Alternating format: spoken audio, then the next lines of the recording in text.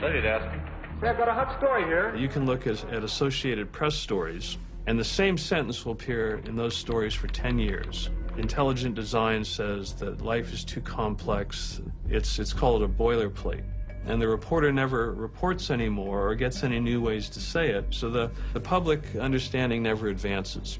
But what happens if a reporter decides to take a more balanced approach to intelligent design? There might be remarkable pressure on that reporter not to side against the evolutionists. I thought I told you to kill that story. Few reporters have learned this better than author and journalist Pamela Winnick. When she refused to take sides in an article she wrote about intelligent design, the Darwinists found a new favorite target. Number one, I wasn't Christian, I was Jewish. Number two, I wasn't religious. Number three, I was not taking a position in favor of creationism. I was writing about intelligent design, and it didn't matter. After I wrote that one piece, everything I wrote on the subject was scrutinized. There were hate letters coming into the newspaper. If you give any credence to it whatsoever, which means just writing about it, you are just finished as a journalist. Other journalists we spoke with told similar stories, but didn't dare appear on camera. And now, the presses are ready to roll. When all other checkpoints fail, there is always the courts.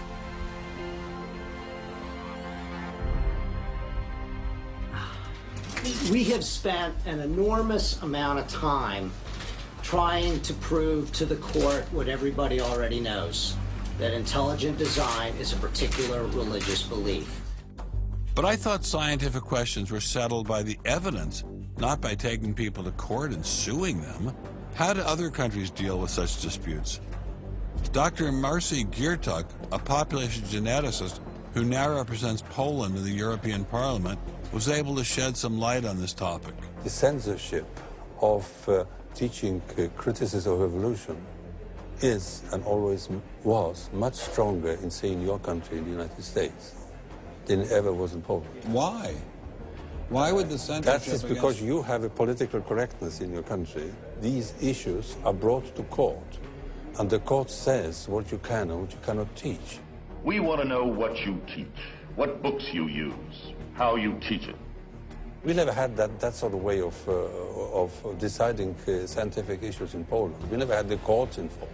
So you are saying that as far as the teaching of science is concerned, Poland is freer academically than the United States? I think in this particular issue of evolution, I think this is true. But how effective are the courts in deciding such matters? What about the general idea that intelligent design is doomed as a result of several recent legal setbacks? I think court cases don't decide anything. I mean, if you look at the Scopes trial, who won that trial? It wasn't the evolutionists. I mean, it was the Tennessee law was upheld, barring evolution. And yet, in the popular imagination, Scopes is the hero. Inherit the Wind, that movie, which is really bogus history based on the Scopes trial, has carried the day. These issues go much deeper than any decision by a judge. The evolution debate does seem to run much deeper than the courts, much deeper even than science.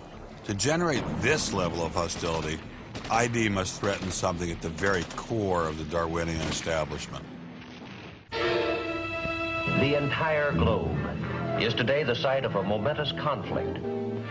It is the challenge of ideas.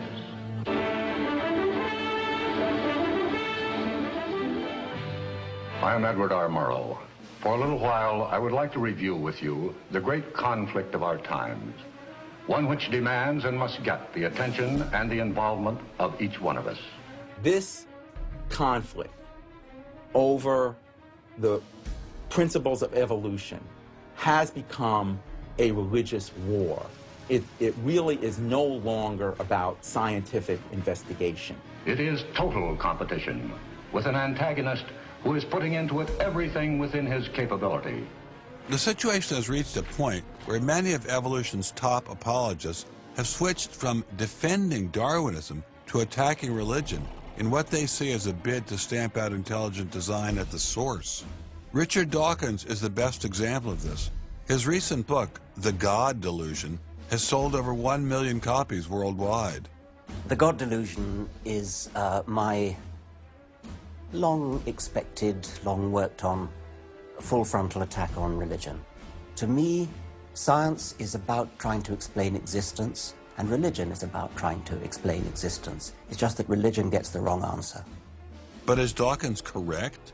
Are science and religion really at war? For an appraisal of this continuing and protracted conflict, we can go to a reporter who has watched the growing conflict with the perception of a trained military observer. Oxford professor Alistair McGrath, author of The Dawkins Delusion, seemed like the ideal person to answer my question. Richard Dawkins has a charming and very, I think, interesting view of the relationship between science and religion. They're at war with each other, and in the end, one's got to win, and it's going to be science. It's a very naive view. It's based on a complete historical misrepresentation of the way science and religion have interacted. Dawkins seems to think that a scientific description is an anti-religious argument. Describing how something happens scientifically somehow explains it away. It doesn't. But the questions of purpose, intentionality, the question why, still remain there on the table. And I think it was just a catastrophic mistake to have someone like Dawkins address himself to profound issues of theology, the existence of God, the nature of life. He hasn't committed himself to disciplined study in any relevant area of inquiry. He's a crummy philosopher. He doesn't have the rudimentary skills to meticulously assess his own arguments. Genius guy, though. Very smart guy. A little bit of a reptile, but a very smart guy. The opposing point of view in this conflict rests on a fundamentally different vision of man. If you have two distinguished scientists, and in fact you can range many more on each side, as you know, saying exactly opposite things, that's telling me that the conflict is not between science and belief in God. Otherwise, you'd expect all scientists to be atheists. But it's a worldview conflict. It's between scientists who have different worldviews. You've got two competing explanations of the evidence. One says design, one says undirected processes. Both of them have larger philosophical or religious or anti-religious implications. So you can't say that one of those two theories is scientific and the other is unscientific simply because they have implications. Both have implications. People who tell you, for example, that science tells you all you need to know about the world, or that science tells you that religion is all wrong, or science tells you there is no God, those people aren't telling you scientific things. They are saying metaphysical things, and they have to defend their positions for metaphysical reasons. What is being presented to the public is, first comes the science, and then comes the worldview. I would want to argue that that may not be the case, that it may actually be the other way around, that the worldview comes first and is influencing the interpretation of science. My deep regret is some people are so deeply entrenched in their own worldviews that they will simply not countenance alternatives. I'm actually a person of the left. I'm not even a particularly religious person. I think of myself as a kind of humanist. And I think it's sending a very bad message to religious people who are interested in science, that in some sense, in order to do science credibly, they have to leave their religious beliefs at the door. The founders of early modern science, Sir Isaac Newton, Robert Boyle, Johannes Kepler, Galileo, most of these early scientists all not only believed in God, but they thought their belief in God actually made it easier to do science. You can be religiously motivated and you can do good science. And they have more often gone together than not gone together. Admitting our biases is the best way towards rational discussion, which I would welcome. Rational debate is a nice thought, but it's nearly impossible in the current climate.